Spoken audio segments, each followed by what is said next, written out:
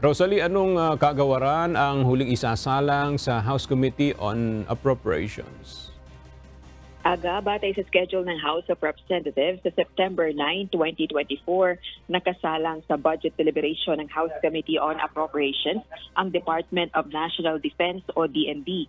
Mula Lunes hanggang Huwebes ang itinakdang pagdinig ng komite sa panukalang pondo ng mga ahensya ng pamahalaan para sa susunod na taon. Ngayong araw, kasalukuyang dinideliberate ang panukalang pondo para sa Philippine Charity Sweepstakes Office o PCSO.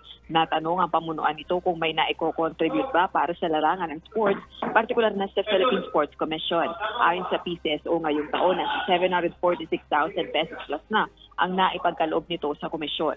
Mamayang hapon naman, isasalang ang Philippine Amusement and Gaming Corporation o PAGCOR.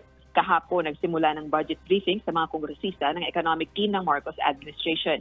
Commitment ng Kamara na maaprubahan ng panukalang pambansang pondo para sa susunod na taon sa Setyembre at maitransmit ito agad sa Senado. Balik sa iyo, Aga. Maraming salamat, Rosalie Coz.